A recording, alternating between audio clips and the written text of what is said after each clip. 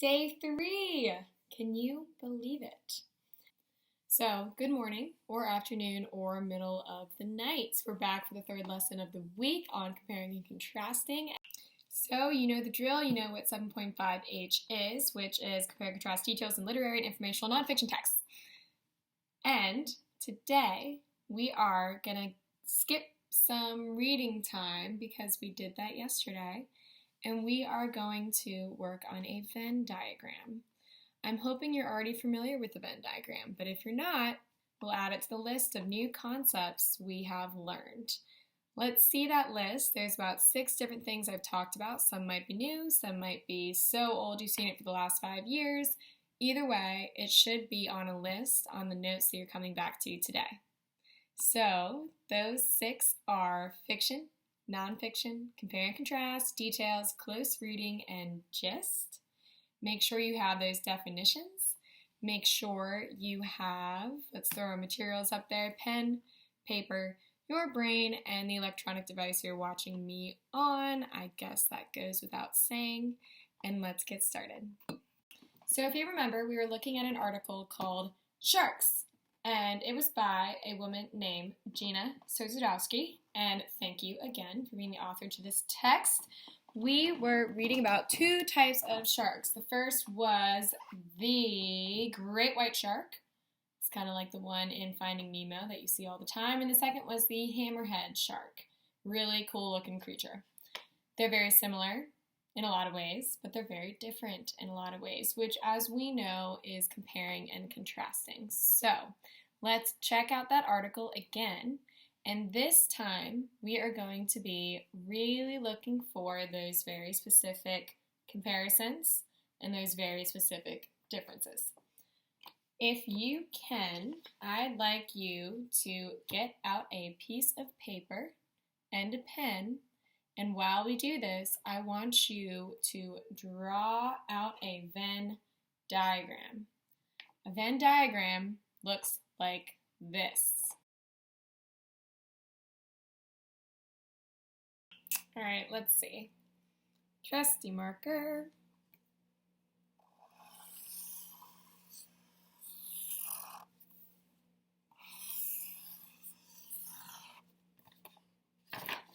That was so bad. I don't even know what to say. That was so bad. All right. All right.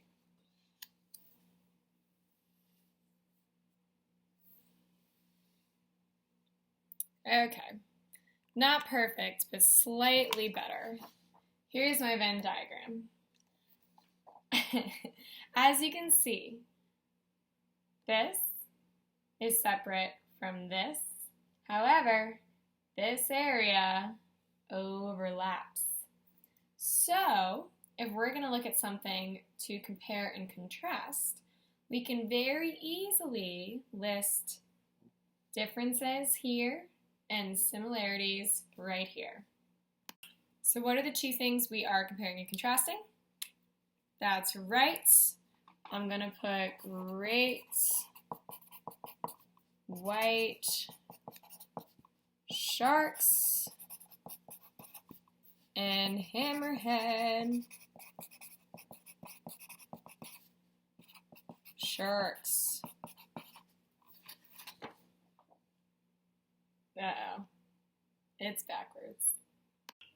I have to quickly address some things. We're going to go full digital, but you are doing it on paper, and I am simply going to show you what I would have done on paper that I did on the computer. Okay, I figured it out. Thank you. All right, so we're going back to this article. We're going to check out the very first paragraph, and I would like you to write down, either in the middle or on the 2 sides, the first similarity or difference you see.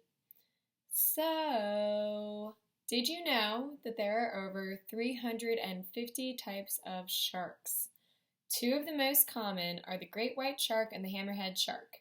These sharks, and all sharks, belong to a group of fish that do not have bones.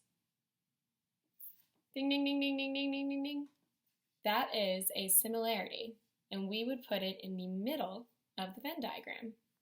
So go ahead and write right in the middle, belong to a group of fish that do not have bones.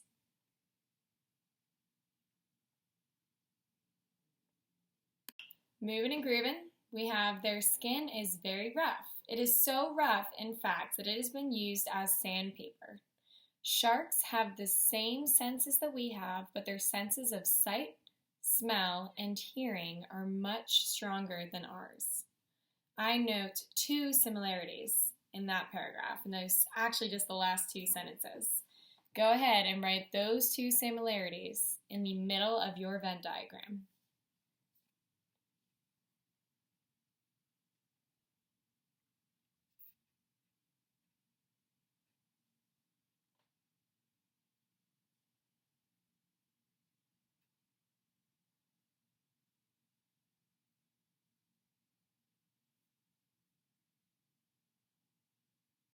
Does yours look like this?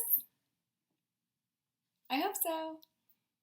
We're going back to the article. Now we might be looking for some differences between the two. We should have 3 similarities total. So tune back in to the great white shark, paragraph 2. Is at the top of the food chain once it becomes an adult. It often preys on sea mammals, such as sea lions. As an adult, great white sharks can weigh in at more than 4,500 pounds.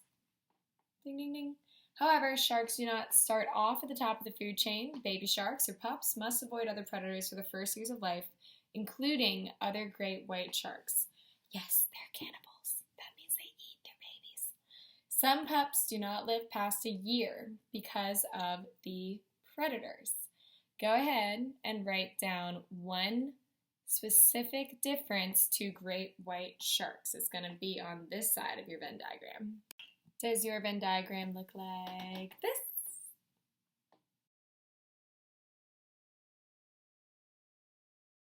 Okay, here's where it gets a little tougher. I can't do everything with you, and I need you guys to do some stuff on your own.